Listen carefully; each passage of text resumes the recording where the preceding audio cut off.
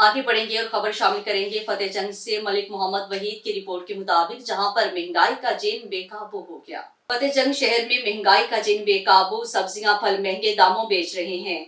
फतेहजंग शहर में महंगाई अरूज पर पहुंच गई है। इंतजामिया बिल्कुल खामोश तमाशाई, दुकानदार अपनी मर्जी की अशिया बेच रहे हैं। गरीब आवाम सख्त परेशान है।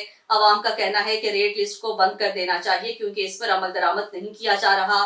रेट लिस्ट के मुताबिक सब्जियां और फल नहीं बेच रहे हैं, इसलिए रेट लिस्ट गवर्नमेंट की अपनी पैदावार बढ़ा रही है, जबकि आवाम के लिए इस रेट लिस्ट में कोई फायदा नहीं है। जब दुकानदारों ने अपनी मर्जी से अशिया बेचनी है, फिर दुकानदारों को रेट लिस्ट देने का क्या फायदा। आवाम का कहना है कि डीसी अटक को रेट लिस्ट के हवाले से इन्फॉर्म किया है तो कोई अमल दरामद नहीं हुआ। असिस्टेंट कमिश्नर फतेहजंग ने कोई अमल दरामद नहीं किया। वज़ीर आला पंजाब मरियम नवाज के विजन को हवा में उड़ा दिया गया। अवाम ने वज़ीर आला पंजाब मरियम नवाज शरीफ और वज़ीर आज़म शहबाज शरीफ रावलपिंडी कमिश्नर से अपील की है कि फतेहजंग में महंगाई को कंट्रोल करवाया जाए ताकि रेट लिस्ट के मुताबिक सस्ती अशिया आवाम को मिल सकें।